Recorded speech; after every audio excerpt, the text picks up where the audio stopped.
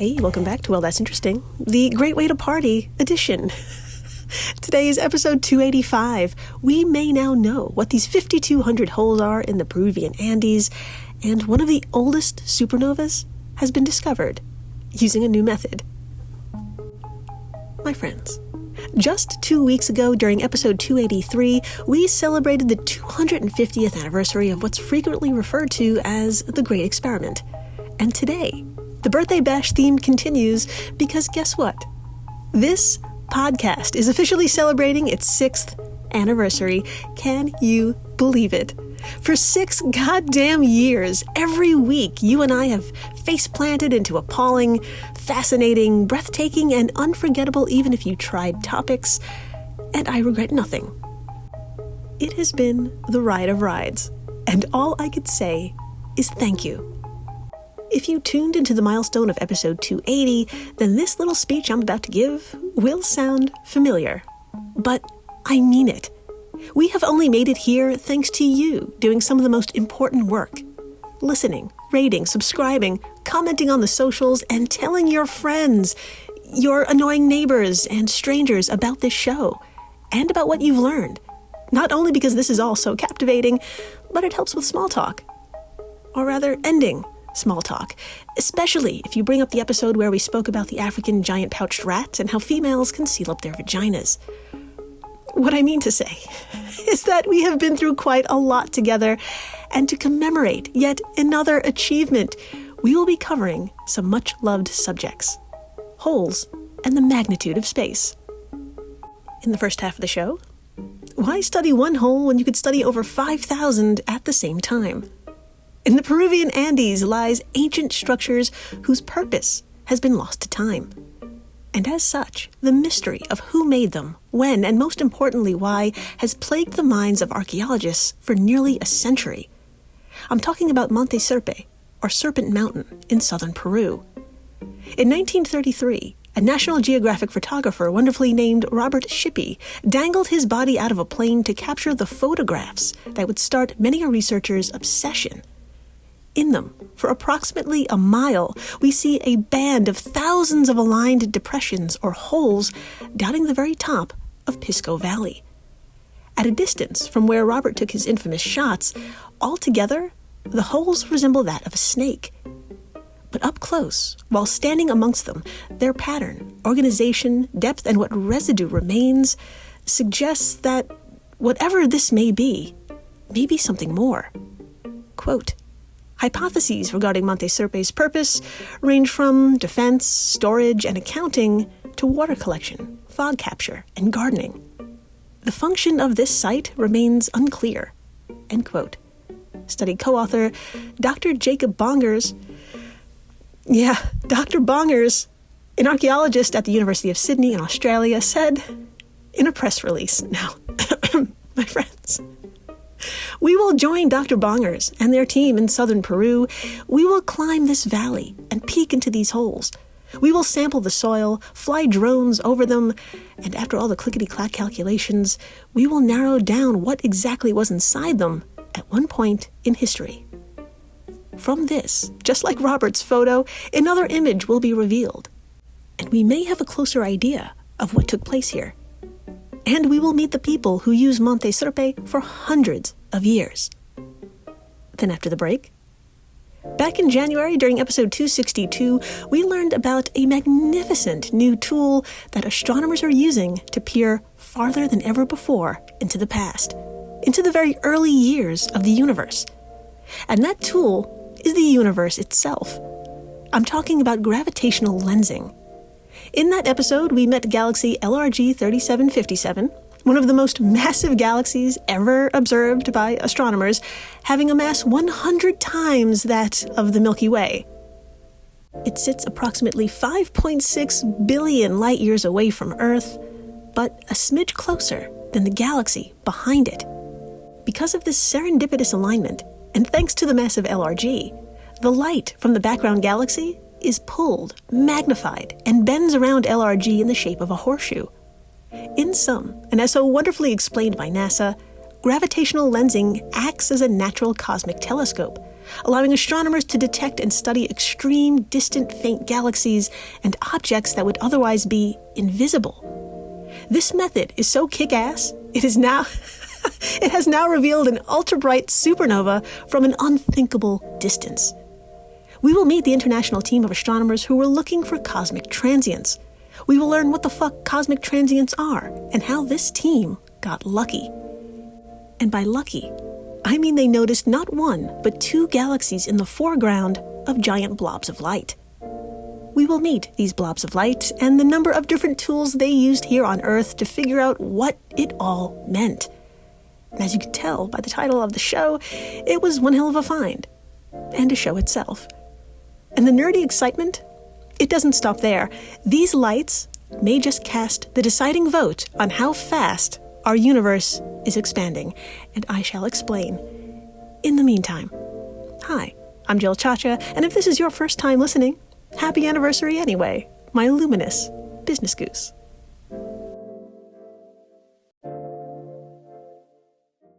To begin, I'm going to ask you to lean in with rapt attention and to channel your long-buried childhood dream of becoming an adventure-seeking archaeologist, because the case you and I are about to uncover will just make that dream come true.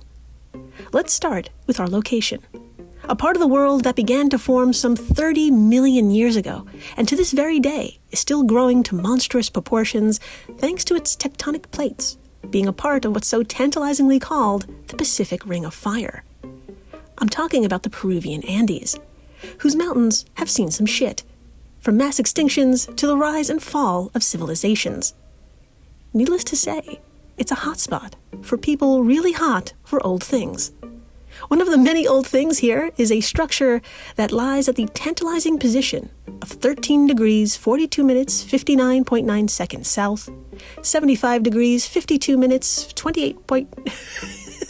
Stick with me. 75 degrees, 52 minutes, 28.46 seconds west, and runs the length of a mile.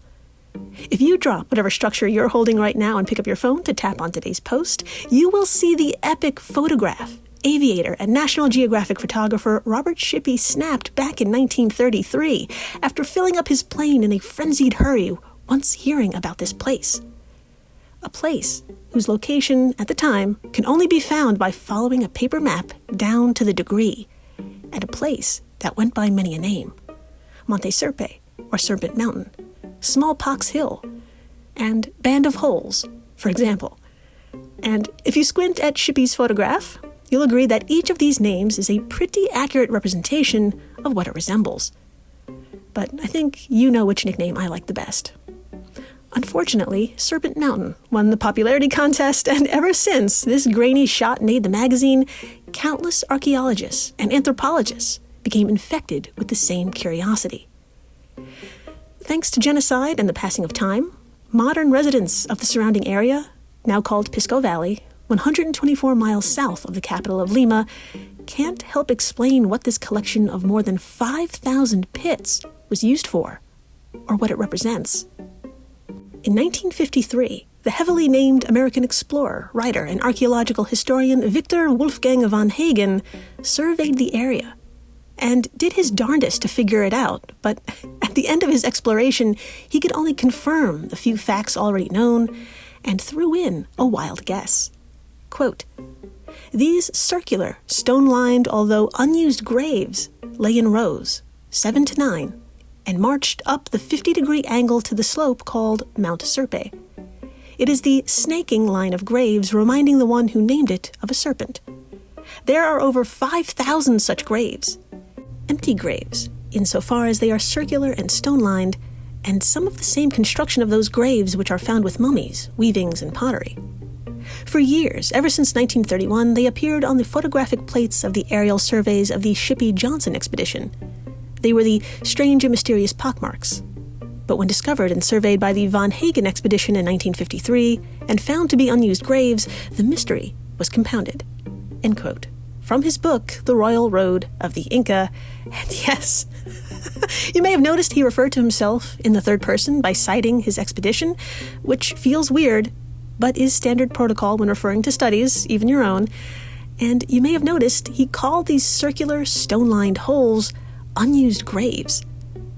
Well, von Hagen's theory was never backed up with any evidence, nor were many of the other hypotheses that bubbled up to the surface decade after decade, including uses for defense, storage, accounting, to water collection, fog capture, and gardening. As reported by Science Daily, obtaining a literal and figurative clear picture of this air quote serpent was nearly impossible at ground level thanks to its vast size and terrain. From the air, or even from nearby hills, it was even worse because of the persistent coastal haze. Quote, until drone technology, the site of Monte Serpe/Band of Holes was extremely difficult to map on the surface. One simply cannot get an accurate impression of the structured nature of the hole segments, even from the top of the mountain behind, due to the permanent haze in the area. Furthermore, there were very few artifacts on the ground, making it difficult to determine a date for the site. Once we had precision, low-altitude images, it was immediately clear that this site was profoundly important and had to be scientifically studied. End quote, said Professor Charles Stanish from the University of South Florida and senior co-author of the study we're digging into right the fuck now to Science Daily. My profoundly important business goose, I am so happy to say that there's at least one good use for drones. They're exceptional tools when surveying holes. Let's get into it. Join me, will you, with Professor Charles alongside the man and the name you've been waiting for, Dr. Jacob Bongers, a Tom Austin Brown postdoctoral research associate in archaeology at the University of Sydney, a member of the Vere Gordon Child Center, which unites experts across disciplines to study humanity through time, and a visiting research fellow at the Australian Museum Research Institute. Dr. Bongers, despite the name, overachieves, and he does so with drones, of all things. With them, he's a goddamn master at archaeological mapping. According to their study, revealingly titled Indigenous Accounting and Exchange at the Monte Sirpe, Band of Holes in Pisco Valley, Peru, the team gave the mountain a probing for the ages. Not only did they combine the power of a DJI Mavic 3E drone and a global navigation satellite system, they took soil samples from 19 randomly selected holes for analysis on a microscopic and microbotanical level. So, after uploading all the images and doing all the clickety-clack calculations, what did the duo find? Drumroll, please. Thank you in the back. Let's start with what might come as a shock. The band is not continuous, but rather segmented into sections or blocks. And if you let go of the wheel of your car or your child's hand to pick up your phone to check out today's post, you can see, for the first time, photographic evidence that the holes are laid out using a mathematical, numerical pattern rather than random placement. As for the microbial analysis, please, keep seated. Quote, the analysis found pollen from crops, including maize, inside the holes, suggesting these plants had been placed there. Maize pollen does not naturally travel far from the plant, so researchers suspected that humans, rather than natural processes, had brought it to Monte Sirpe. The team also found remnants of bulrush pollen. People of the Chincha kingdom used bulrush to make baskets. Quote inside a quote, these data support the hypotheses that during pre-Hispanic times, local groups periodically lined the holes with plant materials and deposited goods inside them, using woven baskets and or bundles for transport. End quote, Dr. Bongers said in an interview with Skylar Ware of Live Science. My hungry business goose. Long, 3 centuries long story short, the people of the Chincha kingdom controlled the Pisco and the neighboring Chincha valleys during what's called the Late Intermediate Period from 1000 to 1400 CE. Long before the Inca, and well before the Spanish, a booming city of around 100,000 people whose occupations spanned from seafaring merchants to llama and vegetable farmers to fishermen came to this site to exchange and barter local goods. This just might be one of the oldest farmers markets or supermarkets on record, because the design of this place, the layout, bears a striking resemblance to what's called a quipu, a record-keeping device fashioned from knotted cords. These babies first appeared in the archaeological record during the first millennium, like when the year was only 3 digits. Each chord would contain categorized information based on dimensions like color, order, and number. You could also imagine Monte Serpe this way. For example, you know how H-E-B or Whole Foods or any market is arranged into aisles and categories? That's kind of what's happening here, on a massive scale. This farmer's market, per se, eventually fell into the hands of the Inca, who expanded their own kingdom in the late 1400s, early 1500s. They most likely repurposed this pleasing organization for accounting and tribute/tax collection until the Spanish arrived a short 100 years later, and thus began a slow erasing of indigenous history. In the 1700s, there's a written account of Captain D. Juan de Robles y Perez taking control of the whole damn thing, converting it into a vineyard and, quote, famous wine hacienda called Monte Serpe in the Valley of Jume, end quote, as translated by researcher Del Busto Duzurburu. Nailed it.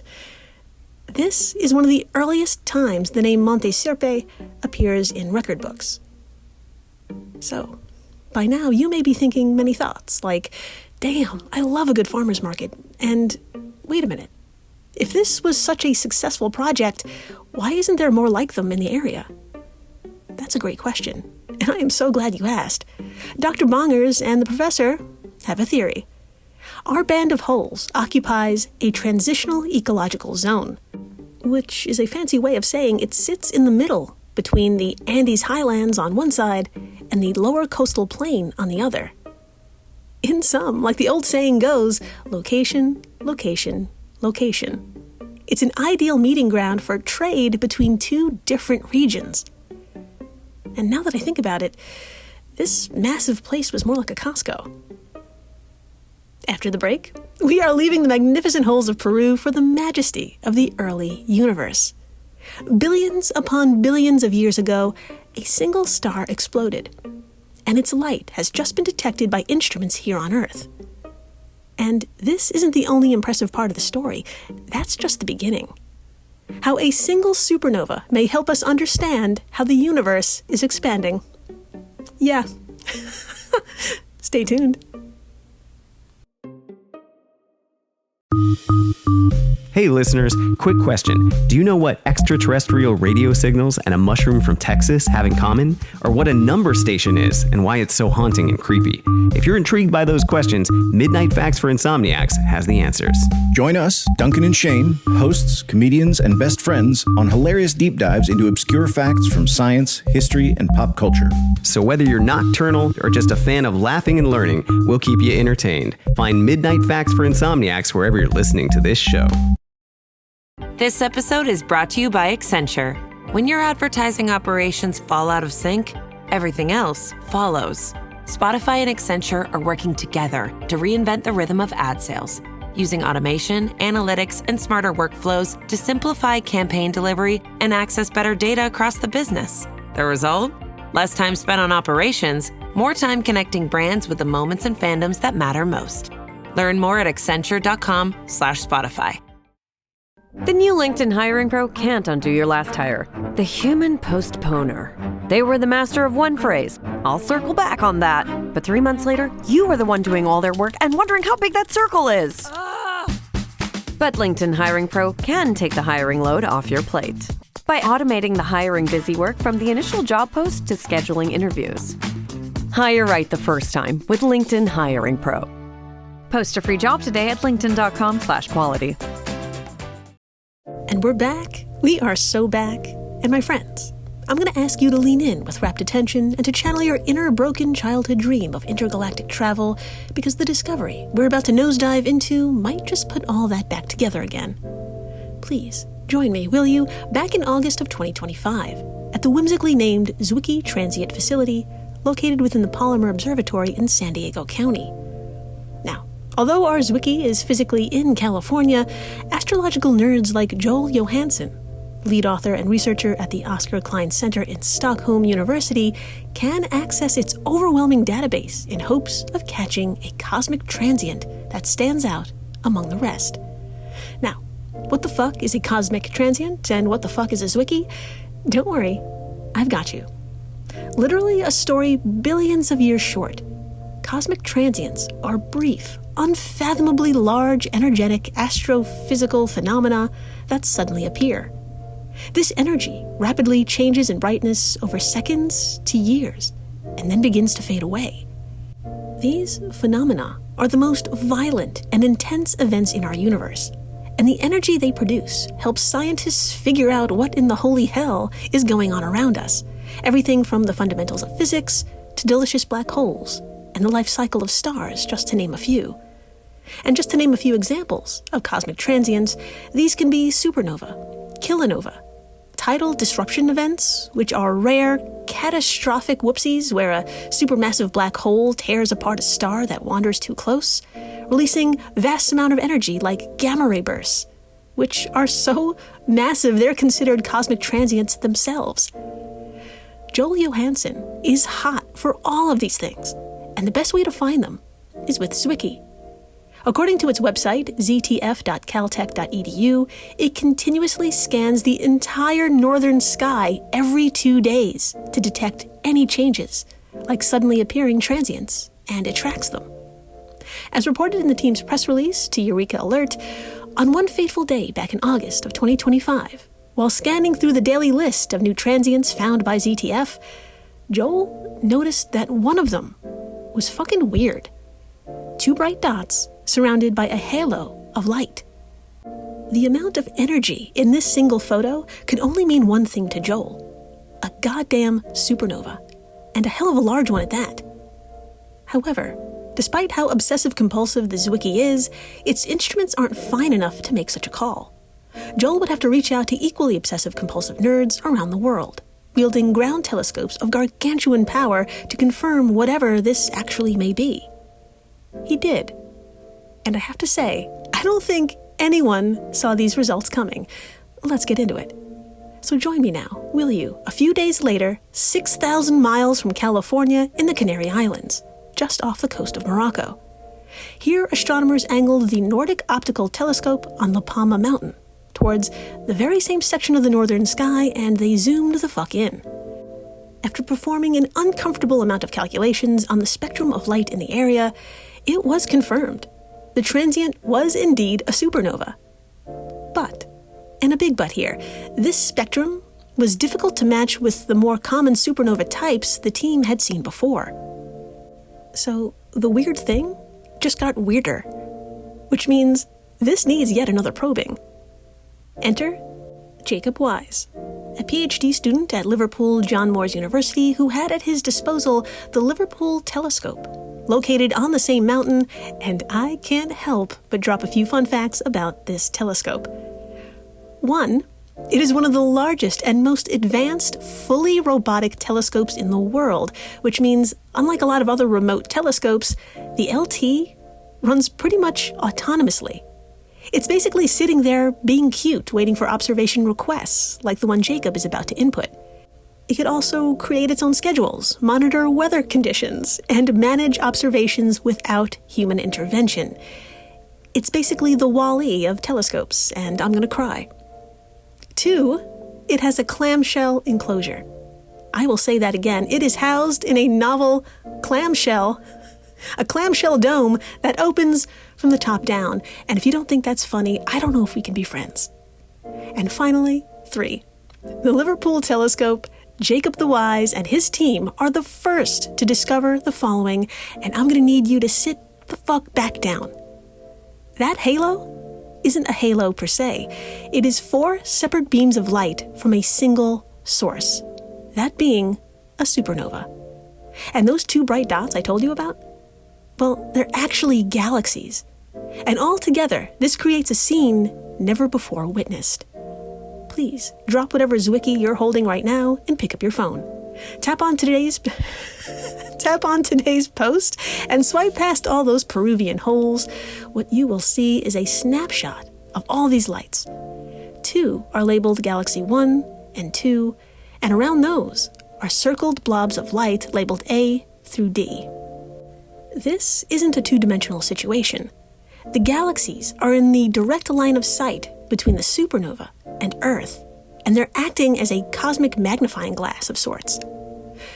My friends, the supernova way in the back, what's been labeled SN 2025 WNY, is 10 billion light-years away, and it popped off only when the universe was a toddler at 4 billion years old.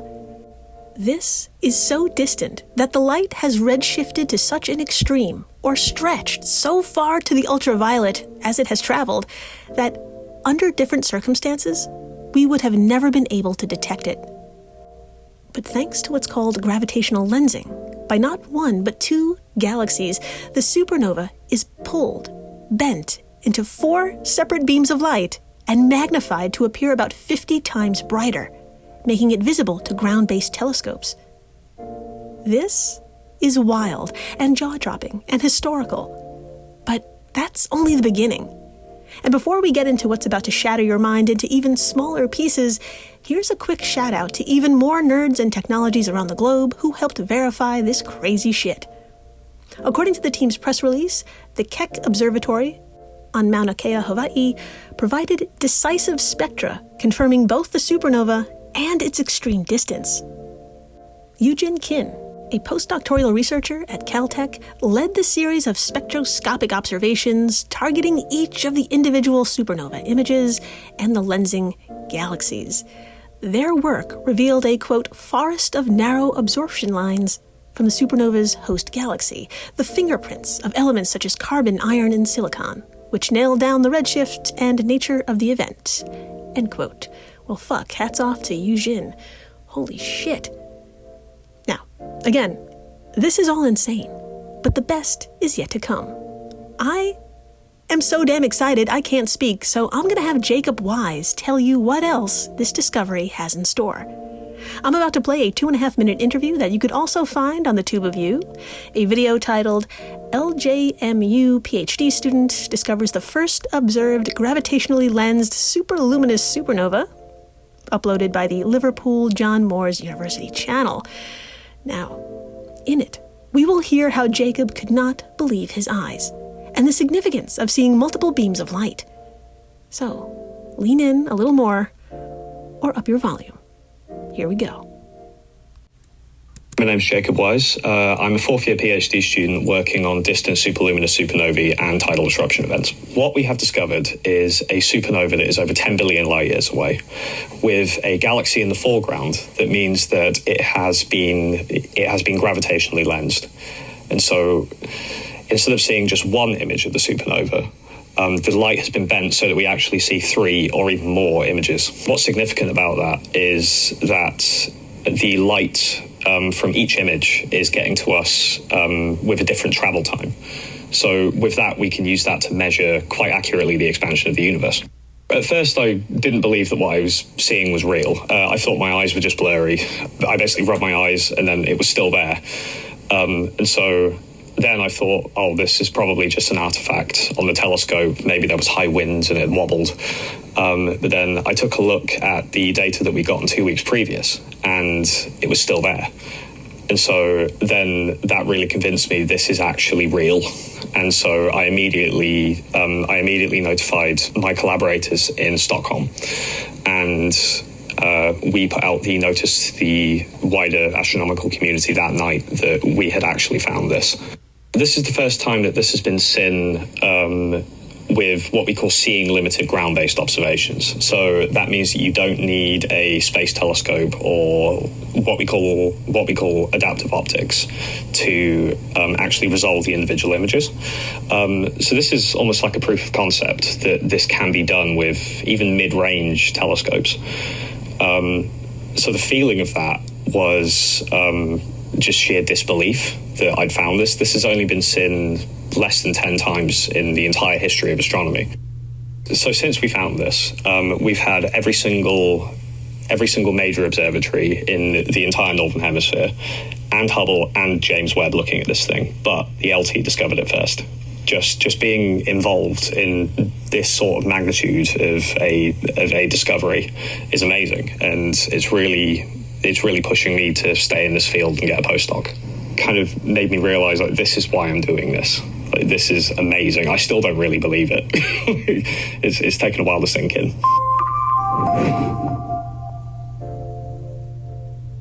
Well, As Werner Herzog so masterfully said, he now has to live with his success. Jacob, your life will never be the same, so congratulations and hold the fuck on. In the meantime, my friends, don't let Jacob's calm British demeanor fool you. I will repeat a little bit of what he just said, and that little bit is actually the even bigger part of this discovery. Quote, what we have discovered is a supernova that is over 10 billion light years away with a galaxy in the foreground. That means that it has been gravitationally lensed. So instead of just seeing one image of the supernova, the light has been bent so that we can actually see 3 or even more images. What's significant about that is that the light from each image is getting to us with a different travel time. So with that, we can use it to measure quite accurately the expansion of the universe. End quote. Yeah, my conflicted business goose. There's a wee bit of a problem in the astrological world, and it's agreeing on how fast our universe is expanding. Right now, there are 2 ways to determine what's called the Hubble constant, or the measurement of the expansion speed of the universe. 1, you can measure the distance to the cosmic microwave background, aka the earliest light that spread out just about 380,000 years after the Big Bang, or you can study the movement of more recent objects in the nearby galaxy. Now, if you try to do both, you'll notice something rather odd. The older stuff and the younger stuff are moving at different speeds, and this tension is literally called the Hubble tension. But now, with this lensed supernova providing 4 beams of light taking 4 different pathways, the cosmology community is fangirling over SN 2025 WNY. The time differences between the lensed images just might help cast the so-called tie-breaking vote as to which number is correct, or at least the fucking closest. Because, in sum, the amount of time difference between the different images depends on the expansion rate of the universe. So literally, watch this space, as follow-up observations with the Hubble and James Webb Telescope are already underway. So, happy anniversary, flock. My gift to you is a more accurate expansion rate of the universe. It looks good on you, even though it's kind of terrifying. Thank you for everything. For listening, rating, subscribing, following, telling your friends about one of the oldest supernovas, but that's not the thing. It's the light, and then all different types of light, and then like the expansion rates are different. It's a lot. It's so much. But it's not as much as the 5,200 holes in Peru. Someone looked. I'm glad they looked, you know? And an explosive thanks to the folks over at Airwave Media, the podcast network to which WTI belongs. If you love this show, and you do, you love the other podcasts in this family. And please, stay interesting.